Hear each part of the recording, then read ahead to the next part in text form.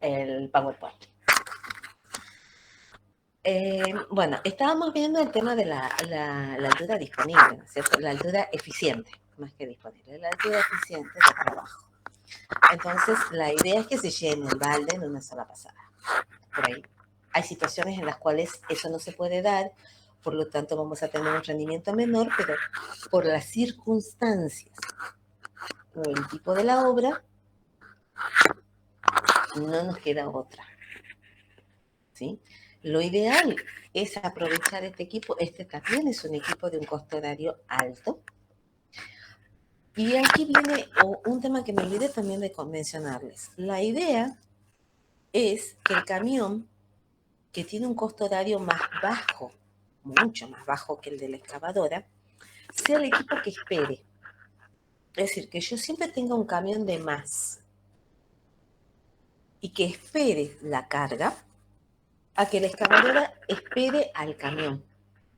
Porque tengo un equipo de un costo horario alto, la excavadora, parada, sin hacer nada en ese tiempo, esperando que se ubique el camión. Entonces no me conviene. A mí me conviene que sea el equipo de menor costo horario el que esté parado esperando. En este caso, en esta combinación de equipos que tenemos acá, es el camión. Entonces, siempre cuando calculo la cantidad de camiones, le sumo 1 o 2 camiones. ¿Y por qué le sumo 1 o 2 camiones? Porque puede suceder, lo ideal es sumarle 1. Entonces, yo siempre sé que siempre voy a tener un camión esperando la carga. ¿Por qué le sumo 2? Porque puede ser que algún camión sufra un desperfecto. Y hasta que pueda conseguir un camión que lo reemplace, yo sigo trabajando con la misma eficiencia. Sigo trabajando sin que la excavadora pare. La excavadora está trabajando permanentemente. Ah, va del collar. El micrófono, por eso es. Ahí está. Ahí está. Entonces, eso es fundamental. Fundamental es el tema de tener los camiones que siempre esperen a la excavadora y no que la excavadora espere a los camiones. Bueno, en cuanto... perdón, es en esta. Ahí está. Bueno, la eficiencia. Acá van a haber un montón de factores. En realidad ustedes tienen que analizar su situación. Yo les pongo a título informativo. Nunca he estado de acuerdo en que memoricen una fórmula de rendimiento. Ni que me la den a la fórmula 7 de memoria en el examen, sino que me digan el concepto. Porque si no, ustedes tienen así un montón. ¿Y qué significa cada cosa? Y no sé. No, no es así. La idea es que este rendimiento tiene que ver con el volumen de excavación que voy a realizar en el tiempo del ciclo. Y esto tiene que ver con el volumen del cucharón que yo tengo. ¿Sí? ¿Qué volumen de material voy a cargar en ese cucharón? Y ahí tenemos, no tengamos en cuenta este todavía, lo saquemos por ahora. Y ahí vamos a tener en cuenta, por un lado, el factor de colmado. Porque el cucharón puede estar con un copete, o puede estar a ras, o puede estar por debajo. Dependiendo del tipo de material, del grado de cohesión, si es un material con cohesión o sin cohesión. Y después vamos a tener un factor que va a tener en cuenta que el material está suelto. Que el material que nosotros cargamos en ese balde va a estar suelto. Entonces va a tener un porcentaje de vacíos, que también lo tengo que tener en cuenta. Entonces, ese sería el rendimiento teórico. Nosotros le agregamos a este rendimiento el valor E, y en realidad se lo agregamos a todos los rendimientos. No solo en la excavadora, sino que lo van a ver en la topadora, lo van a ver en todos los rendimientos, un factor de eficiencia. ¿Qué tiene que ver con la eficiencia del equipo? Es decir, ¿cuánto trabaja el equipo en una hora? En los 60 minutos, el equipo no está siempre trabajando. Tiene un margen. ¿Por qué? Porque el maquinista es un ser humano. Entonces no están los 60 minutos, ustedes no están los 60 minutos estudiando. Siempre se distraen, la mariposa que pasó volando, el pajarito que cantó en la ventana, que necesitan ir al baño, que quieren hacerse un cafecito, quieren tomar agua. Entonces es como eso, tener en cuenta ese factor humano. Entonces consideramos que de los 60 minutos que tiene la hora, el equipo trabaja 50 minutos. Entonces ese valor E es igual a 5 sextos y me da el rendimiento real. El rendimiento real. Ese es el que yo voy a tomar para hacer el cálculo de costos. Porque le doy ese margen que es normal y que está bien. Y que lo tenemos todos. Entonces, por eso es que yo lo saqué hace rato y lo volví a colocar ahora. Este valor es igual a 5 sextos. ¿Qué significa? Que de los 60 minutos que tiene la hora, el equipo está trabajando 50 minutos. ¿Mm? Veamos el tema del colmado. Este es el equipo colmado. En realidad, esto puede variar. Si ustedes observan, puede tener diferentes posiciones de colmado en función si el equipo tiene más o menos material cohesivo, tiene más o menos humedad. Lo que se considera en la teoría es esto, es un colmado donde tiene una pendiente lateral 1 en 1. Esa es la teoría. ¿Sí? Esa es la teoría. Es como cuando hacíamos en la topadora, que yo les decía que veíamos qué volumen transportaba y que tomábamos en la teoría, que es un triángulo. Y es la altura con la proyección horizontal que variaba entre 1,2 a 1,6 de la altura. Bueno, acá esta es nuestra teoría. Que tiene un ángulo de reposo de ese material de 45 grados. Puede ser que sea cierto, puede que no. Pero cuando nosotros hablamos de colmado, hablamos de esta situación. Pero en realidad puede ser cualquiera de estas situaciones. Inclusive puede ser a valor RAS o en algunos casos puede ser que se encuentre un poco por debajo. Hay muchísimas tablas porque los fabricantes de las excavadoras dan su tabla con respecto al factor de cargado del balde. Por ejemplo, una que yo les estoy poniendo acá. Cuando hablamos de pala frontal, estamos hablando de la cargadora y el asadón es lo que está, perdón, la pala frontal es la excavadora, la excavadora normal, el asadón es la retroexcavadora y acá tenemos la cargadora frontal. Entonces, fíjense, ahí tenemos el factor de llenado en función, por supuesto, del tipo de material que estamos hablando. Esto es así como para tomarlo con pinza y verificarlo en la obra con el material que nosotros disponemos. ¿Sí? Siempre es bueno verificar en obra todas estas expresiones para ver qué es lo que realmente si se adapta o no al material que nosotros disponemos con el equipo que estamos trabajando. Bien. Acá vemos la retroexcavadora cargando el camión.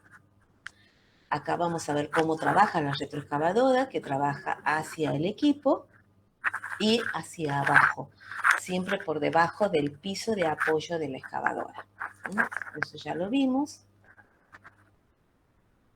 Yo quiero que ustedes observen esta foto, por ejemplo, miren. En esta, fíjense en dónde está apoyando el equipo, dónde va acabando y dónde está el camión. ¿Sí? Fíjense en que ella está apoyando en la zona donde va a excavar, excava hacia abajo, y el camión está ahí abajo. En el piso que va quedando cuando va realizando la excavación. Acá también. Observen que ella va cavando y el camión está en el piso que va dejando luego de la excavación.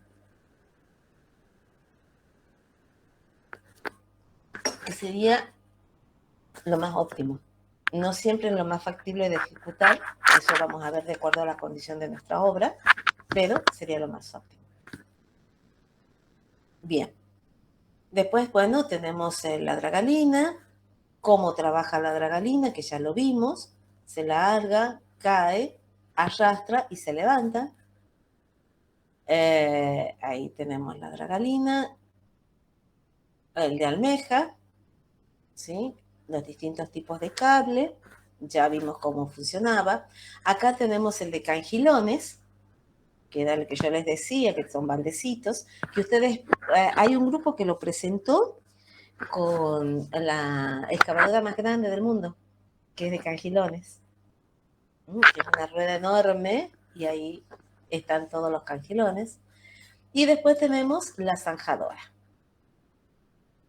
A ver, yo quiero mostrar acá, a ver si la podemos ver acá abajo. No sé si será clara. No, no podemos ver bien. Pero bueno, son los distintos accesorios que puede llegar a tener este mismo equipo. Son distintos accesorios. Pero bueno, no se ve muy bien. Bueno, hasta acá este otro equipo. Y vamos a este. Este es el que más versátil, el que hace más tareas en forma independiente. ¿Por qué? Porque tenemos las motopalas y las palas de arrastre. Las motopalas y las palas de arrastre son los equipos que dentro de su ciclo de trabajo excavan, cargan, transportan, descargan, distribuyen. Miren todas las tareas que está haciendo. Excavando, cargando, transportando, descargando y distribuyendo. Pero es muy importante organizarnos con el equipo. ¿Cómo nos vamos a organizar con el equipo? ¿Cómo vamos a trabajar con este equipo para que sea lo más eficiente posible? Y yo me voy a venir un poquito más abajo y voy a abrirlo un poco más para que lo veamos. Entonces, por ejemplo, que nosotros tengamos esta situación que está acá. Esta situación en la cual tenemos una zona que hay que excavar, que es esta zona que está más elevada, y tenemos que descargar acá y acá. Entonces la idea es hacer ciclos de trabajo para que el equipo siempre esté trabajando, siempre. ¿Sí? Entonces, porque una forma de trabajar, fíjense, es que yo cargue el material acá, lo descargue y vuelva a subir, vuelva a cargar, descargue, y otro ciclo independiente acá. Descarga, descarga, vuelve a subir, carga. Descarga y vuelve a subir. Esto sería lo que está acá. Los ciclos individuales están marcados acá. Pero hay unos ciclos que son combinados y que la verdad nos puede ser muy útil. ¿Cómo haríamos? Cargamos, descargamos, subo, cargo, descargo, subo, cargo, descargo y voy haciendo un ciclo continuo. Y voy aprovechando al máximo el equipo.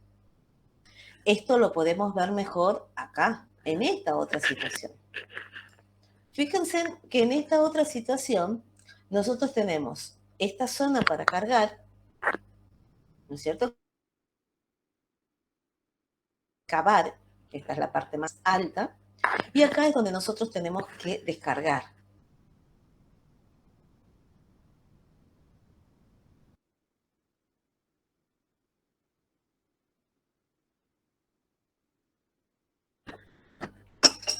Ah, no se vale, justo me tomé cuando tomaba el café. Bueno, entonces, ¿qué vamos a hacer en este caso? Podemos hacer los ciclos individuales, ¿no es cierto? De carga, descarga, volver a subir, carga, descarga, volver a subir, hasta que bajamos este lomo y nos vamos hacia el otro lado y hacemos lo mismo. De carga, descarga, volver a subir, carga, descarga. Pero podríamos hacer este trabajo combinado. De carga, descarga, subo, carga, descarga, subo, carga, descarga y así sucesivamente.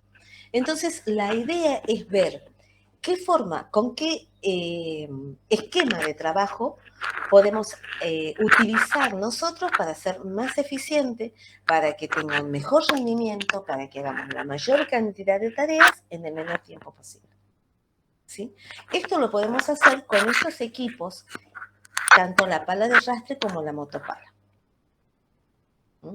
En la figura 3 que ustedes ven abajo es un trabajo ya mucho más de más frentes de trabajo, que lo podemos ir relacionando uno con el otro y vamos permanentemente haciendo de cargar, descargar, subir, descargar, descargar, siempre en el mismo sentido hasta que llegamos al final y después volvemos y hacemos al inverso. Es decir, que la idea es siempre tratar de trabajar y de tener la máxima eficiencia. Pero no solo la eficiencia lo vamos a lograr con estos ciclos de trabajo. Sobre todo en este tipo de equipos, tanto motopala, palas de arrastre y camiones, nosotros debemos tener en cuenta las condiciones del camino por donde vamos a transitar. En primer lugar, por una cuestión de seguridad, el tema visibilidad y por lo tanto el polvo en suspensión. Eso implica que hay que regar permanentemente esas zonas. Y además tiene que estar en buenas condiciones para que circule el vehículo. No se olviden que son vehículos que van sobre neumáticos. Y tienen que estar en buenas condiciones, ser estable, ser un camino consolidado, firme, para que podamos generar en el momento del transporte hacia la zona de descarga la mayor velocidad posible. Entonces, acá seguramente vamos a necesitar, si son caminos de obra, mantenimientos permanentes con la motoniveladora. Es decir, que los caminos de obra nosotros los vamos a tener que mantener con la motoniveladora y con el camión regador, en forma permanente. Y eso no implica que sea un gasto a la tarea, sino que al contrario es una forma de aumentar la eficiencia de trabajo. Porque si nosotros hacemos que sea mucho más rápido el transporte del equipo hacia la zona de descarga y el transporte del equipo para volver a cargar, estamos haciendo más corto el tiempo del ciclo y por lo tanto mayor rendimiento. Y en el momento de la carga, sí es importante el uso de escarificadores. Es decir, sobre todo si el terreno está muy consolidado. Si el terreno está muy consolidado, entonces nos conviene utilizar los escarificadores de tal manera de soltar un poco, de roturar ese suelo y que sea mucho más fácil para cargarlo en la pala de arrastre o en la motopala. Acá en el dibujito que ustedes tienen, les está mostrando el camino sin arreglar. Tenemos una velocidad que no va a superar los 13 kilómetros por hora, por lo tanto la cantidad de material que vamos a llevar va a ser mucho menor que si el camino está arreglado y tenemos una velocidad, por ejemplo, de 22 kilómetros por hora, es decir, que podemos circular a una velocidad mayor. En realidad ahora hasta podemos circular hasta 30 kilómetros por hora, si el camino estuviera bien arreglado para la circulación de los vehículos y no hubiera polvo en suspensión. No se olviden que el polvo en suspensión les quita visibilidad y cuando no llegamos a tener una buena visibilidad tendemos a reducir la velocidad por una cuestión de seguridad. Entonces, eso es muy importante. Bueno, acá en el tema de esto les estoy haciendo una demostración de por qué nosotros trabajamos excavando en pendiente. Pendiente hacia abajo, ¿sí? Porque estamos, esto ya ustedes lo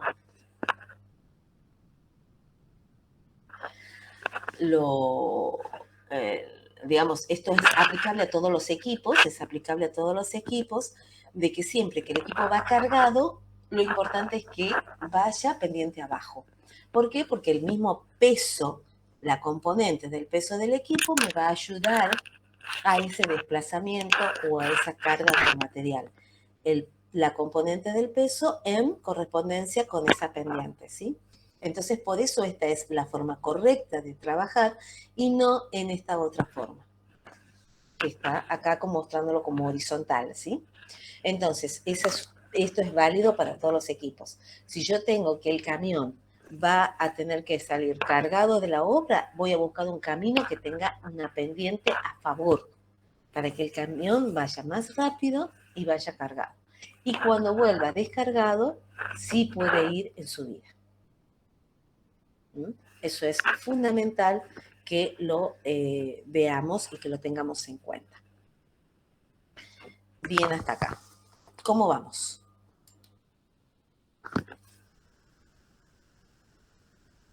Bien, ingeniera. Bien.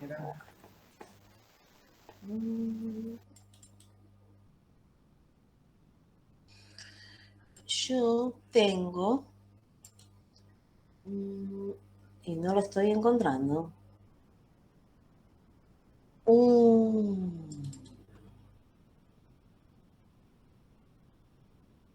Que quería pasarles. No lo estoy encontrando.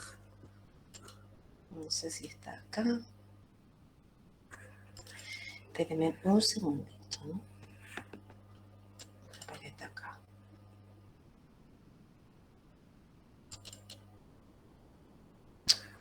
Ufa.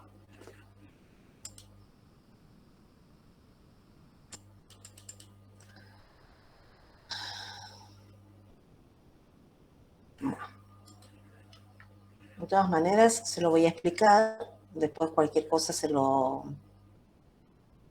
voy a, si lo encuentro al PowerPoint.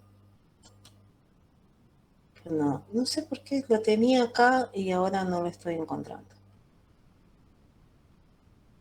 Bueno, acá.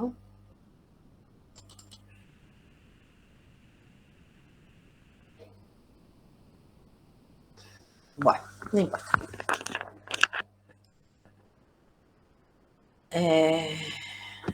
¿Cuál es el tema que yo quería compartir con ustedes? Que cuando nosotros, hasta acá hemos visto todo el tema de equipos y hemos visto cómo trabajan y cómo lo podemos organizar a los equipos dentro de la obra. Pero también tenemos que analizar en la obra los volúmenes a mover.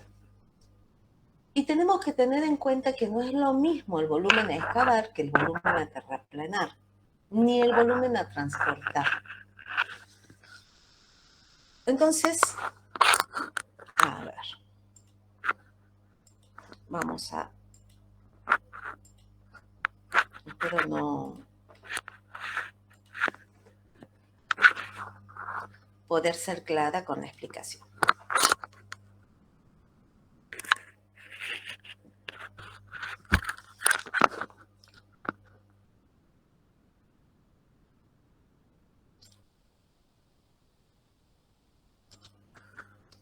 Nosotros tenemos en un determinado lugar, tenemos un yacimiento, tenemos lo que sería el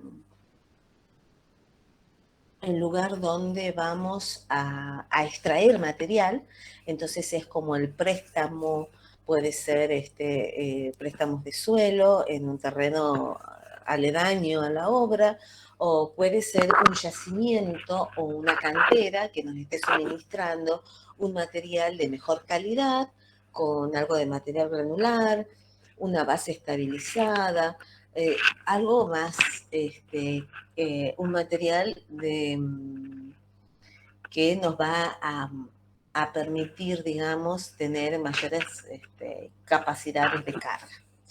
Entonces, pero el tema es el siguiente. Nosotros normalmente vamos a encontrar, supongamos que esta sea la superficie del terreno. Esta es la superficie del terreno, este es el nivel.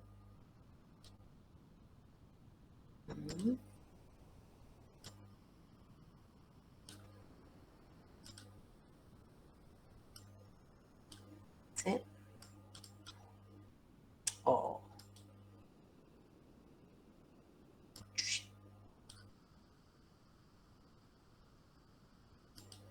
Bueno, no importa, acá lo voy a poner.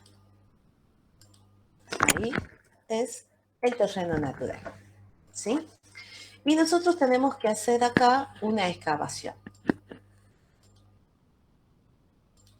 Una excavación que podrá tener una forma así. Vamos a darles una forma.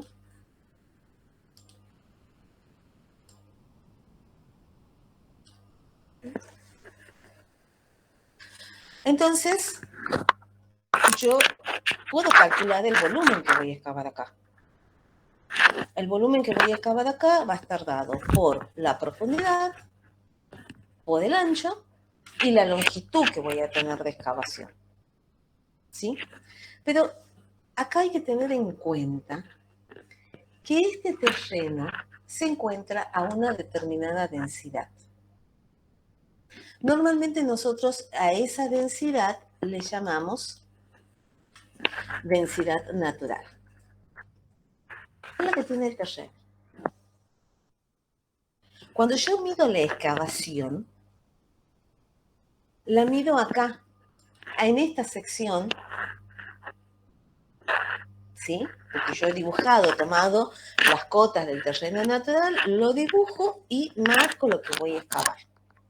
O después de excavado, veo, ¿no es cierto?, las cotas, tomo el perfil después de excavado y lo dibujo acá. Entonces, lo que yo excavé es esto.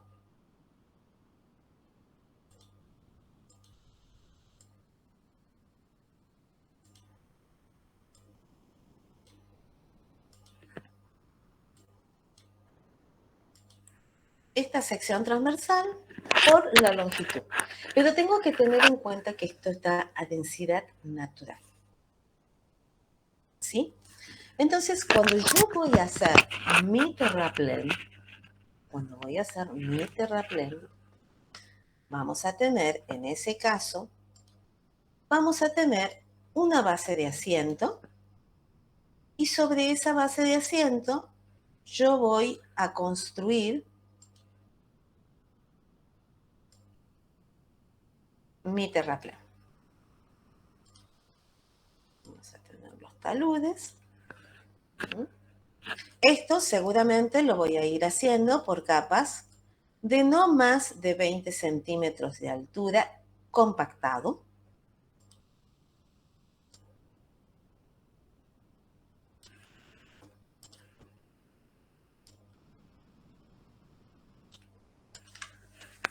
Este es mi terraplén.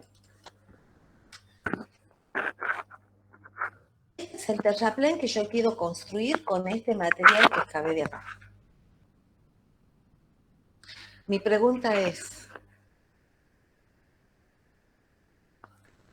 con 1 metro cúbico que yo excavé acá, ¿hago 1 metro cúbico de terraplén? No. No, porque no tiene la misma densidad de compactación. No tiene la misma densidad. ¿Por qué? Porque yo en el terraplén voy a tener densidad de compactación. ¿Sí? La densidad que me da la compactación que yo le dé. Yo voy a colocar el material, lo vamos a distribuir y voy a pasar un equipo para compactar. que va a tener una cierta exigencia, que eso me da la inspección, cuál es el grado de exigencia, y lo voy a compactar. Es decir, que yo cuando excavo y comparo los productos de excavación con el terraplén que voy a construir, tengo que tener en cuenta lo que llamamos el factor de compactación.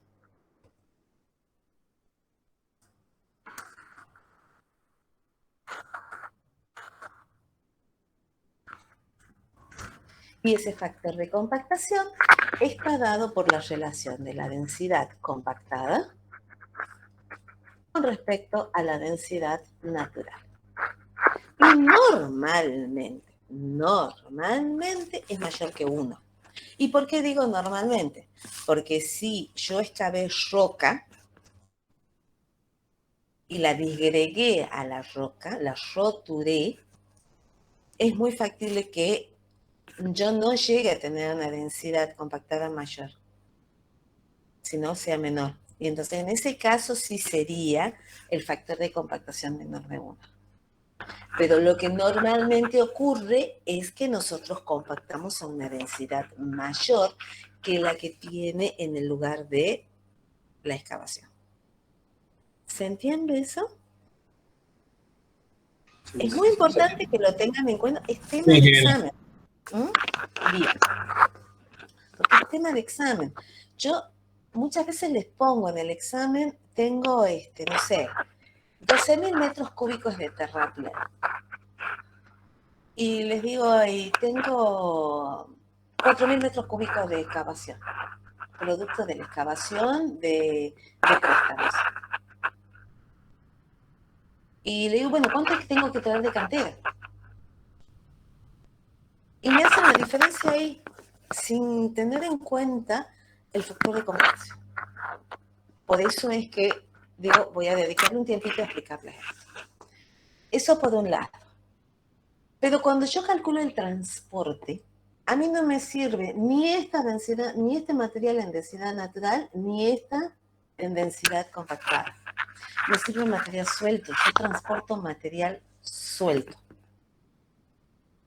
Entonces, cuando yo tengo que relacionar lo que excavo con lo que construyo terraplén, utilizo factor de compactación. Pero si yo tengo que calcular la cantidad de viajes que tengo que transportar, tengo que tener en cuenta la relación de la densidad natural con la densidad suelta. ¿Sí? Que es otro factor a tener en cuenta. Y eso me sirve para calcular la cantidad de viajes que voy a realizar. ¿He sido clara en la explicación? ¿Se entiende? Sí, ingeniera. Sí, ingeniera. Perfecto. Bueno, me alegro un montón. La clase que viene empezamos ya con la parte de pliegos. ¿Por qué? Porque yo ya lo que quiero es que ya empecemos a organizar una obra y me falta ver las exigencias que tiene la obra. Entonces,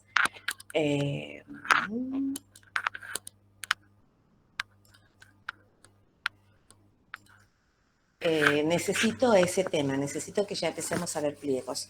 Yo voy a tratar de cargar esta tarde o mañana en el aula virtual los pliegos que vamos a trabajar, los pliegos generales que vamos a trabajar. Me gustaría si les pueden pegar una leída para la clase que viene y que ya me vengan planteando las dudas. No quiero que lo estudien, pero sí que lo lean y que vean qué dudas se les plantea al leer el pliego. Todas las dudas que ustedes se les planteen, quiero que ustedes me las digan en la clase que viene, que va a ser el viernes, si Dios quiere. ¿Sí? No sé si hay alguna consulta, algo más que quieran preguntar. Todos los que están así sin cámaras, todos están ausentes. Solamente están presentes los que están con cámara. Perdón, ¿el viernes no es feriado? Es 24 de septiembre. Ah, es feriado. Ah, ufa. Bueno, el lunes que viene entonces. El lunes que sí, entonces tenemos clase. Sí, creo que es feriado. Acá en Tucumán es feriado el 24. Así es, ¿no es cierto? Yo la verdad que Sí, no me acuerdo, pero bueno, estoy medio pasada con los tiempos por...